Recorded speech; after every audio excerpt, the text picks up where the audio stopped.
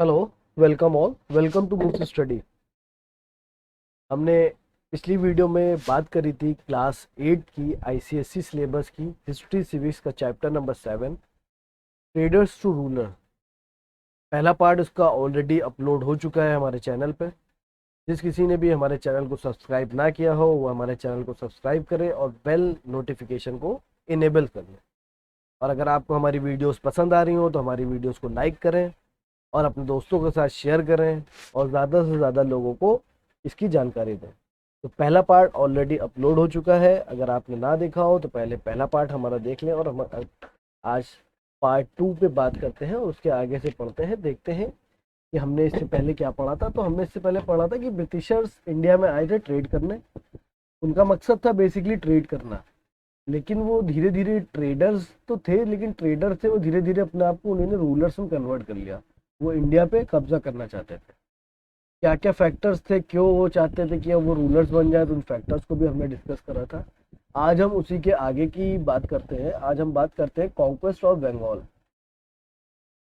Conquest of Bengal during the first half of the 18th century, Bengal was ruled by strong नवाब।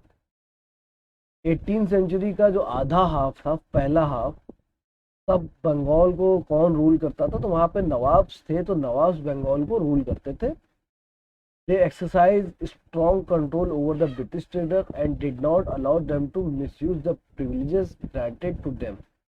तो जो नवाब जब rules करते थे, जो उन्होंने ब्रिटिशर्स को जो ट्रेड करने के लिए जो जो रूल्स और रेगुलेशन बताए थे, उसी रूल्स और रेगुलेशन के अंदर ही ब्रिटिशर्स ट्रेडिंग करते थे वहां पे। और वो उस रूल्स और रेगुलेशन को तोड़ते नहीं थे जब तक वो नवाब के अंडर था आपका बंगाल। तो नवाब पूरी तरह कंट्रोल कर रहे थे ब्रिटिश ट्रेडर्स को कि वो जो भी प्रिविलेजेस हैं उनकी, वो उसी प्रिविलेजेस के अंदर ही काम करें और रूल्स और रिस्ट्रिक्शन को तोड़े ना। Therefore, the East India Company remained a mere zamindar of Nawab of Bengal. The political ambition of the company were frustrated, but commercially the company flourished. अब क्या था कि जो ईस्ट इंडिया कंपनी थी उसको बंगाल के अंदर ही काम करना था, कि नवाब ऑफ बंगाल के अंडर ही काम करना था। तो जो पॉलिटिकल वैल्यू जो बनाने की कोशिश कर रही थी ईस्ट इंडिया कंपनी, वो तो पूरी तरह उसकी बर्बाद हो गई थी। लेकिन कमर्शियली उनका काम अच्छा चल रहा था, क्योंकि वो ट्रेडिंग ही बेसिक बेसिक मकसद तो ट्रेडिंग था। अब वो धीरे धीरे अपने आप को रूलर बनाना चाह रहे थे, लेकिन ट्रेड तो पूरी तरह चल रहा था, लेकिन under the Nawab of Bengal. Bengal के नवाब के अंदर ही उनका ट्रेड चल रहा था। जो भी रूल्स नवाब बनाते थे उसको उनको फॉलो करना होता था। अब बात करते हैं battle of Plassey. Battle of Plassey क्या थी, इसके बारे में बात कर लेते हैं। बैटल ऑफ प्लासी बेसिकली क्या था, एक लड़ाई हुई थी अंग्रेजों और नवाब्स के बीच में, तो उसी को बैटल ऑफ प्लासी बोला जाता है। The beginning of British political sway over India begins with the battle of plassey in 1757। अब 1757 पे हम पहुंच गए हैं। 1600 से हमने स्टार्ट किया था, ईस्ट इंडिया कंपनी आई थी, उसके बाद धीरे धीरे धीरे धीरे अब हम लोग कहाँ पहुंच गए हैं? 1757। 1757 में ऐसा क्या हुआ कि ब्रिटिशर्स की पॉलिटिकल सिचुएशन पूरी तरह बदल गई। उस वक्त हुई बैटल ऑफ प्लासी। यहीं से ब्रिटिशर की मेन बिगनिंग स्टार्ट हुई। पॉलिटिकली ब्रिटिशर ने अपने आप को मजबूत करना चालू कर दिया इंडिया के अंदर। ट्रेड तो कर रहे थे एक व्यापारी के तौर पे तो इंडिया में मजबूती से आ गए थे, लेकिन अब वो पॉलिटिकली इंडिया में आना चाह रहे थे, मतलब इंडिया पर रूलिंग करना चाह रहे थे। तो ये उनका पहला स्टेप था, बैटल ऑफ प्लासी। 1757 में हुई थी ये जंग। When English East India company force defeated Sirajuddaula the Nawab of Bengal. अब ये लड़ाई हुई किसके किसके बीच में थी? एक साइड आपकी इंग्लिश आर्मी थी, यानी ब्रिटिशर्स थे, ईस्ट इंडिया कंपनी की आर्मी थी। और एक साइड कौन थे? आपके नवाब ऑफ बंगाल। भाई नवाब ऑफ बंगाल के अंडर में ही ये लोग ट्रेड कर रहे थे, तो अब इन्हीं ने आपस में लड़ाई कर ली। सिराजुद्दौला उस टाइम आपके नवाब ऑफ बंगाल थे। सिराजुद्दौला और अंग्रेजों के बीच में जो लड़ाई हुई थी पहली, वो कहलाती बैटल ऑफ प्लासी। 1757 में हुई थी। डेट आप याद रखिएगा। किस किस के बीच में हुई थी? सिराजुद्दौला, नवाब ऑफ बंगाल थे उस वक्त, और किस में हुई थी? तो ईस्ट इंडिया कंपनी की जो फोर्स थी, उसमें हुई थी। अब वजह जान लेते हैं कि किन वजह से ही ये बैटल ऑफ प्लासी क्यों हुई थी। Cause the conflict with the company and the Nawab of Bengal Sirajuddaulah arose when the Nawab challenged British activities such as। लड़ाई क्यों स्टार्ट हुई भाई? ईस्ट इंडिया कंपनी वहां पे काम कर रही थी, नवाब के अंडर में ट्रेडिंग कर रही थी, तो नवाब की बातों को उनको मानना चाहिए था। लेकिन जब उसमें कॉन्फ्लिक्ट पैदा हो गया, सिराजुद्दौला की जो भी बातें थी ईस्ट इंडिया कंपनी ने मानने से मना कर दिया। कुछ एक्टिविटीज ऐसी हुई थी, पहली एक्टिविटी जिसमें आती non payment of taxes, east India company ने टैक्सेस देना बंद कर दिए थे। levying of heavy duty on Indian goods entering Kolkata which was under their control। अब क्या हो रहा था कि कलकत्ता में जो इंडियन गुड्स आ रहे थे, जो भी क्षेत्र में कहीं से भी आ रहे थे, उस पे जो एरिया ब्रिटिश के कंट्रोल में था, ब्रिटिश उस पे हैवी टैक्सेस लगाने लगा इंडियन गुड्स पे। मतलब हिंदुस्तान के ही सामान पे कलकत्ता में आने पे वो टैक्स लगाने लग गया। एक रीजन तो ये हुआ। उसके बाद उन्हीं ने क्या किया था, fortification of their factory. Fortification का मतलब होता है अपनी फैक्ट्री जो उनकी बंगाल में थी उसके चारों तरफ उन्होंने किला बंदी कर दिया था, बिना नवाब को बताए हुए, बिना नवाब से परमिशन लिए। मतलब सिराजुद्दौला से कोई परमिशन नहीं ली और उन्होंने अपनी मर्जी से उसको चारों तरफ से किला बंदी कर दिया। Capturing the French settlement of Chandernagore in March 1757। French से सेटलमेंट जो हुआ था उसको भी इन्हीं ने कैप्चर कर लिया। जो चंदरनगौर में मार्च में एक सेटलमेंट हुआ था फ्रेंच आर्मी से, तो इन्हीं ने उसको भी कैप्चर कर लिया था। इसकी वजह से भी सिराजुद्दौला नाराज थे इनसे और इसलिए ये लड़ाई हुई थी। तो ये चार बेसिक रीजन बताए जाते हैं जिसकी वजह से लड़ाई। पहला क्या था कि टैक्सेस देना बंद कर दिया उन्होंने नवाब को। उसके बाद वो हैवी टैक्सेस इंडियन गुड्स पे ही लगाने लगे। ब्रिटिशर्स क्या करने लगे, इंडिया के सामान पे ये हैवी टैक्स लगाने लगे जो कलकत्ता में आ रहा था। उसके बाद उन्होंने क्या करा, जो बंगाल में उनकी फैक्ट्री बनी थी उसको पूरी तरह से किला बंद कर दिया। तो चौथा चीज क्या था, जो फ्रेंच सेटलमेंट हुआ था चंदरनगौर में उसमें इन्होंने क्या किया, उसको भी कैप्चर कर लिया। Robert Clive the governor of Bengal won over some of the members of the Sirajuddaulah courts like his commander in chief Mir Jafar Khadim Khan who commanded the Nawab troops। Robert Clive उस time पे आपका governor था बंगाल का। उसने क्या किया, अपने भरोसे में किस किस को ले लिया, सिराजुद्दौला के कुछ मेंबर्स को अपनी तरफ ले लिया। मतलब कुछ मेंबर्स ऐसे थे जो सिराजुद्दौला की टीम में थे, लेकिन उन्होंने गद्दारी करी सिराजुद्दौला के साथ, और वो किसके साथ आ गए, रॉबर्ट क्लाइव के साथ।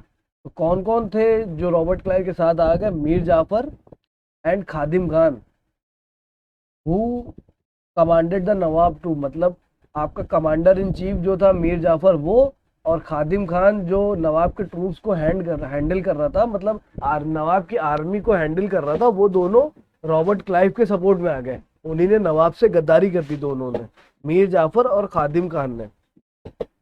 After this diplomatic manoeuvre the Robert Clive march toward the Murshidabad to fight against the nawab. जब ये गद्दारी हो गई, जब ये दोनों आपके नवाब के साथ थे लेकिन अंदरूनी तौर पे गद्दारी कर रहे थे। ये इस कह तो रहे थे कि सिराजुद्दीन दौला के साथ है, सिराजुद्दीन दौला के साथ है, लेकिन ये लोग साथ दे रहे थे किसका, रॉबर्ट क्लाइव का। तो जब रॉबर्ट क्लाइव को पता था कि ये लोग उसके साथ है, तो रॉबर्ट क्लाइव मुर्शिदाबाद की तरफ गया नवाब से लड़ने के लिए। On June 23, 1757 the rival forces met each other on the battlefield of Plassey। 23 June 1757 date याद रखिएगा, इंपॉर्टेंट डेट है। आगे जब भी आप कभी भी कंपटीशन की तैयारी करेंगे तो बैटल ऑफ प्लासी कब हुई थी, कहाँ पे हुई थी, किसके बीच में हुई थी, ये याद रखने चाहिए।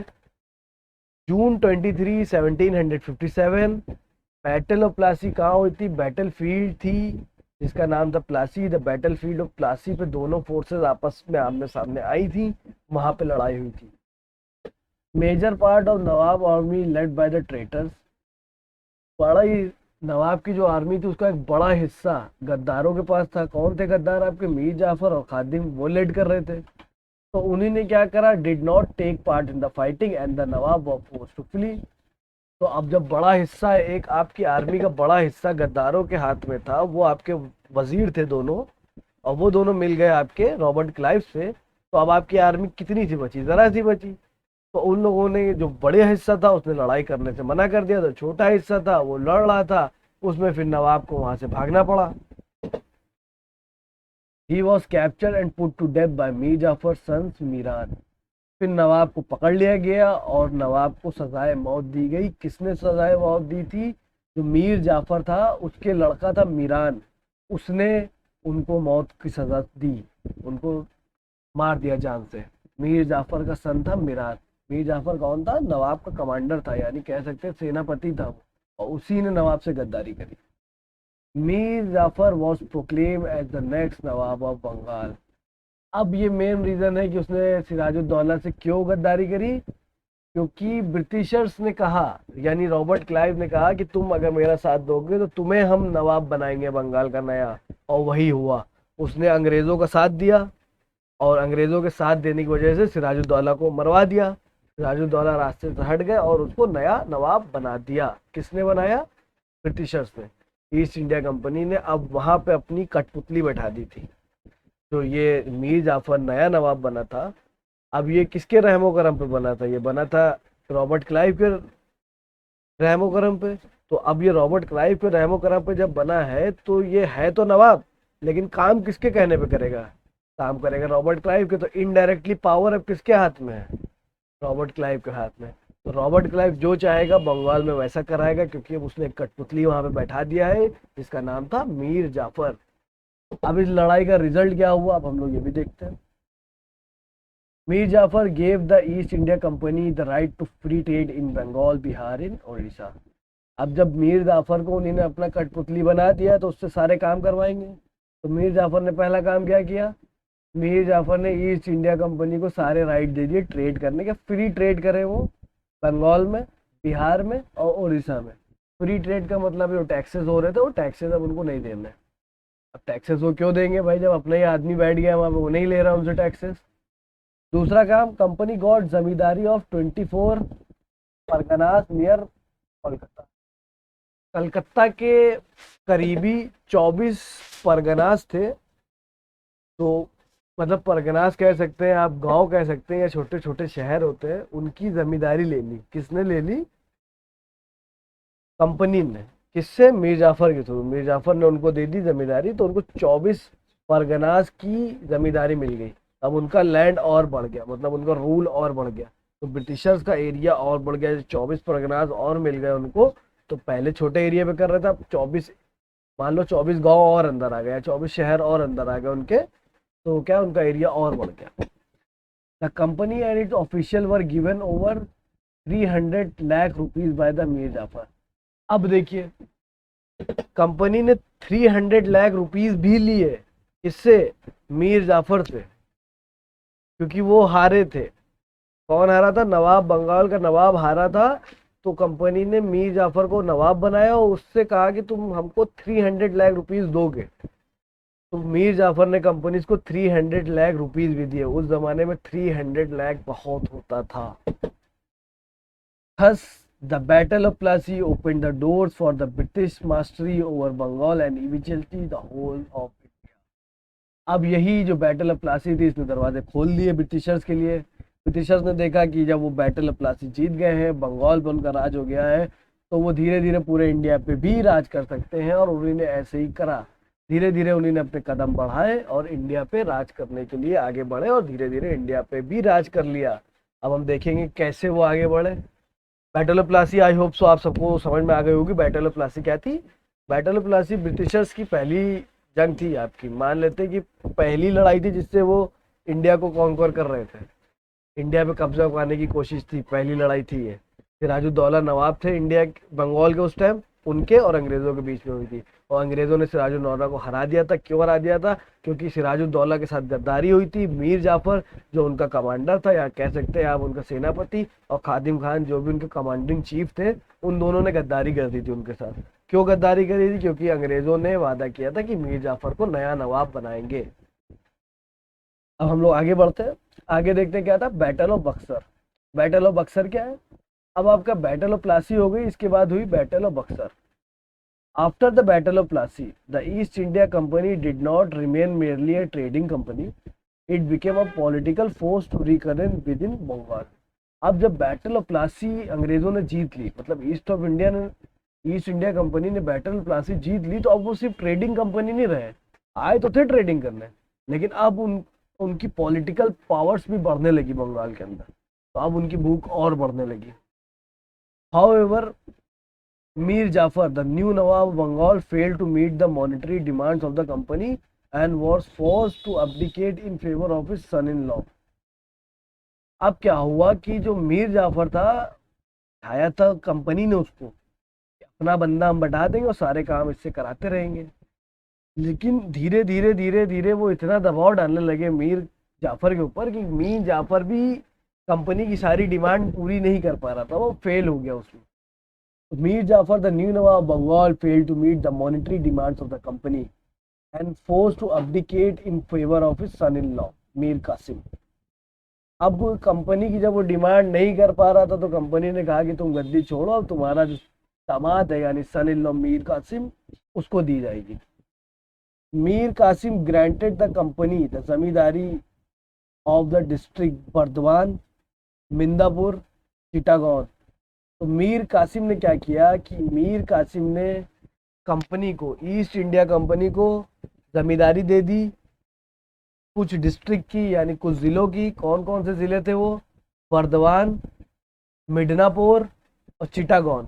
इन तीनों की भी जमींदारी मीर कासिम ने उठा के किसको दे दी? ईस्ट इंडिया कंपनी को. मीर जाफर थे नवाब, लेकिन मीर जाफर काम ही नहीं कर पा रहे थे. ब्रिटिशर्स को जो चाहिए था मीर जाफर वो पूरा नहीं कर पा रहे थे, तो उनको हटा के मीर कासिम को औहदा दिया गया. तो मीर कासिम ने क्या करा, कंपनी को उठा के जमींदारी दे दी 3 जिलों की. However, very soon Mir Qasim realized the need to free himself from the company's use and began to assert his authority. लेकिन जल्द ही मीर कासिम को समझ में आ गया कि कंपनी बस उसका इस्तेमाल कर रही है, और कंपनी उसका जब इस्तेमाल कर रही है तो उसका समझ में आ गया इस्तेमाल करके कंपनी अपना कब्जा चाह रही है. तो वो अब जल्द से जल्द कंपनी से छुटकारा पाना चाहता था. वो चाहता था कि हम ईस्ट इंडिया कंपनी के हाथ से निकले, अपना रूल खुद करे और ईस्ट इंडिया कंपनी दोबारा उसके नीचे काम करे. कॉजेस क्या थे बैटल ऑफ बक्सर के? बात करते हैं कॉजेस के.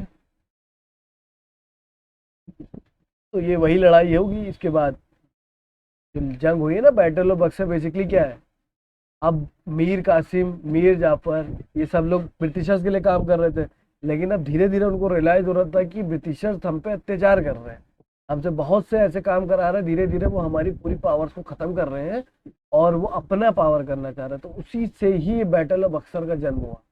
कॉजेस क्या है? The following were the causes that led to the battle of Buxar. ये कॉजेज है जिसकी वजह से बैटल ऑफ बक्सर हुई थी. Mir Qasim subdued the zamindar and compelled officers to refund to the state all the revenue. His forces were trained on modern line. He established factories for manufactures of gun at Mongir. All these measures were seen by the company as a threat to their power.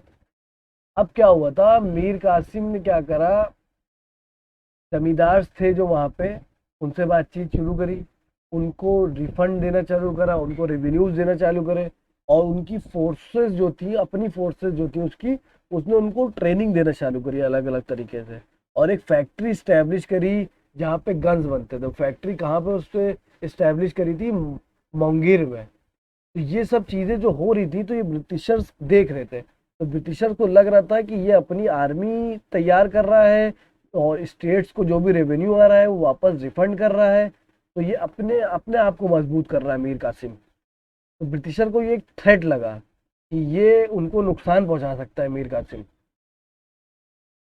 पहला reason तो ये था कि वो मीर कासिम से वो थोड़ा कटने लगे, क्योंकि उनको लगा कि मीर कासिम अब जो कर रहा है उससे ईस्ट इंडिया कंपनी को नुकसान पैदा होगा. He denied the company undue trade privileges and abolished all duty on internal trade, thus placing the Indian merchant on the same footing on the British. और उसने क्या करा, मीर कासिम ने, था तो वो बंगाल का नवाबी, भले ही उसको अंग्रेज़ों ने बैठाया हो या ब्रिटिशर्स ने बैठाया हो, उसने क्या करा, कंपनी की जितनी भी ट्रेड की प्रिविलेजेस थी सब हटा दी और जितनी भी ड्यूटीज लग रही थी हिंदुस्तान पे इंटरनल ट्रेडिंग में, मतलब इंडियंस को जो भी ड्यूटीज लग रही थी वो भी उसने हटा दी।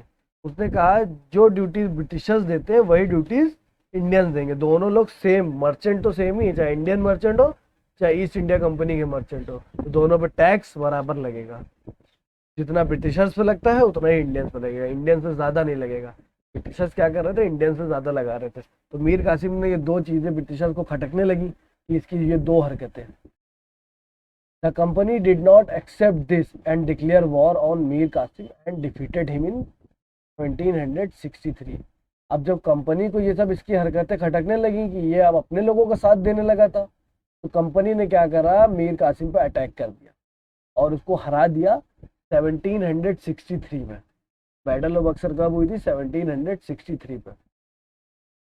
Mir Kasim fled to Awadh and form an alliance with Shujauddaula. तो भैया अभी तो हराया मीर कासिम को, ये बैटल ऑफ बक्सर नहीं थी, एक छोटी सी फाइट हुई थी। तो जब मीर कासिम को हराया तो मीर कासिम भाग गया वहां से। मीर कासिम वहां से भागा तो गया कहाँ, वो अवध पहुंच गया। तो अवध के जो उस टाइम नवाब थे शुजाउद्दौला, तो शुजाउद्दौला के पास, कंफ्यूज ना होगा, सिराजुद्दौला बंगाल के नवाब थे जो बैटल ऑफ प्लासी में खत्म हो गए। अब ये अवध के नवाब है कौन, Shujauddaula, the Nawab of Awadh. And Shah Alam two, अब उस टाइम मुगल एम्परर कौन था, शाह आलम टू था। हिंदुस्तान पे मुगलों का राज अभी भी चल रहा है, लेकिन मुगल एम्परर उस टाइम कौन था, शाह आलम टू था। तो मीर कासिम गए शुजाउद्दौला के पास जो कि अवध के नवाब थे, और शाह आलम टू जो कि उस टाइम के मुगल एम्परर थे, the fugitive Mughal emperor. The three allies clashed with the company army at the Buxar in 1764 and were completely defeated। अब इन तीनों ने क्या करा, ये तीनों मिले। अब ये तीनों मिले, आपस में बातचीत करी। भैया उन्हीं ने बताया मीर कासिम ने कि अंग्रेजों ने मेरे साथ ऐसा ऐसा करा, हमको वहाँ पे बैठाया और हमसे अपनी जो है मनमर्जी से सरकार चलवा रहे थे, तो हमसे रहा नहीं गया, तो मैंने उनके खिलाफ विद्रोह कर दिया। जब विद्रोह करा तो उन्होंने मुझको हरा दिया। तो वो भाग के पहुंचे कहाँ, नवाब के पास। कौन नवाब थे, नवाब अवध शुजाउद्दौला। शुजाउद्दौला के पास पहुंचे तो वो भी परेशान थे ब्रिटिशर से, तो उन्होंने हाथ मिला लिया उनसे। तब उन दोनों ने हाथ मिलाया तो जो मेन हमारे मुगल एम्परर थे जो पूरे इंडिया पर राज कर रहे थे, शाह आलम टू, उनको लगा कि ये दोनों कुछ कर सकते हैं अंग्रेजों को हटाने के लिए, तो उन्हीं ने भी उनका साथ दिया। तो तीनों ने ग्रुप बनाया और तीनों लोग लड़ने गए, किससे, ब्रिटिशर से, ईस्ट इंडिया कंपनी से लड़ने चले गए। लड़ाई कहाँ हुई, इसी लड़ाई को कहा जाता है बैटल ऑफ बक्सर, 1764 में हुई थी, जिसमें ब्रिटिशर्स ने बुरी तरह हरा दिया था इन तीनों को। Thus, the Battle of Buxar formally established the British as the master of Bengal, Bihar and Orissa. इन तीनों को बुरी तरह हराने के बाद बैटल ऑफ बक्सर ने ब्रिटिशर्स को और मजबूत कर दिया और वो मास्टर हो गए थे किसके, बंगाल के, बिहार के और उड़ीसा के। अब इन तीनों पे ब्रिटिश की हुकूमत चलने लगी थी हिंदुस्तान में, बंगाल, बिहार और उड़ीसा पे। तो बैटल ऑफ बक्सर कब हुई थी, बैटल ऑफ बक्सर 1764 में हुई थी। किसके बीच में हुई थी, अंग्रेज एक साइड थे और अगली साइड कौन था, मीर कासिम, उसके साथ शुजाउद्दौला नवाब अवध, और उसके साथ कौन थे, शाह आलम टू मुगल एम्परर। ये तीनों एक तरफ थे और अंग्रेज एक तरफ थे, ईस्ट इंडिया कंपनी। तो ईस्ट इंडिया कंपनी ने इन तीनों को हरा दिया था। अब देखते हैं लड़ाई के बाद हुआ क्या, results. Following were the consequences of the Buxar. Consequences क्या हुआ, after the battle of Buxar the English power in north India became unchangeable. The new Nawab of Bengal became their puppets, and the Nawab of Awadh subordinately, and Mughal Emperor Shah Alam to their pensioner। अब क्या हुआ कि जो भैया battle of Buxar में तीनों को पटक दिया उठा के उन्होंने। मुगल एम्पायर, जो मुगल थे इंडिया के, पूरे इंडिया पर राज कर रहे थे, वो भी औंधे मुंह गिर गए। तो अब हुआ क्या, नया नवाब बैठाया उन्होंने बंगाल में, अब वो उनके हाथ की कठपुतली बन गया, जो वो चाहते थे वो करता था। और जो अवध नवाब थे आपके अवध के, वो और आपके जो मुगल एम्परर शाह आलम टू थे, उनसे कह दिया कि तुम लोग हर साल हमको जुर्माना भरोगे, यानी हमको पेंशन दोगे, ईस्ट इंडिया कंपनी को कुछ पैसा दोगे, इसके बदले में तुम्हारी जान बख्श रहे, तुम लोग कुछ भी काम करोगे इंडिया में तो हर साल उनको कुछ ना कुछ अमाउंट ईस्ट इंडिया कंपनी को देना है। The East India company got the Nizamat function that is the military, defense and foreign affair of the province, and right to nominate the deputy सूबेदार और दीवान। अब ईस्ट इंडिया कंपनी को निजामत के function दे दिए गए। निजामत का मतलब होता है कि जब कोई भी आदमी कोई चीज़ सरकार चलाता है, कोई निज़ाम चलाता है, तो उसको चलाने की जिम्मेदारी उसको बोलते हैं निजामत। जैसे आपके घर में कोई फंक्शन है तो आपके ऊपर जिम्मेदारी दे दी गई है, आपको इस फंक्शन को पूरी तरह से मेंटेन करना है, तो आप उस फंक्शन का निज़ाम देख रहे हैं, तो आपके ऊपर निजामत की जिम्मेदारी है। तो उन्हीं ने क्या करा, ईस्ट इंडिया कंपनी ने निजामत की पूरी जिम्मेदारी खुद ले ली। उसमें क्या था, military forces, defence forces, foreign affairs, मतलब जो भी चीज़ें हैं, सरकार एक तरह से जो भी शासन जो भी करता है आपके ऊपर, वो आपको प्रोटेक्ट करता है। सारी चीज़ें होती हैं, सारी फोर्सेस होती हैं। उसके बाद पूरी आर्मी ले ली इन लोगों ने, बेसिकली अगर कहा जाए तो दीवानी राइट्स ले लिए, उठा लिए। अब आर्मी भी इनके अंडर में आ गई, इसके ईस्ट इंडिया कंपनी के। From emperor Shah Alam two the company got the diwani function. और अब आपके जो मुगल थे शाह आलम टू, उनसे भी ले लिया क्या, दीवानी फंक्शन ले लिया। दीवानी फंक्शन क्या होता है, right to collect the revenue from Bengal, Bihar, Orissa. जो रेवेन्यू आता था कहाँ से, बंगाल, बिहार और उड़ीसा से, वो किसके पास जाता था, मुगल एम्परर के पास जाता था, शाह आलम टू के पास।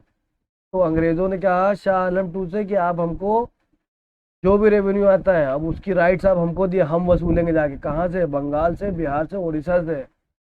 For an annual payment of 26 lakh to the emperor, और उसके बदले हम आपको 26 लाख रुपए साल में देंगे।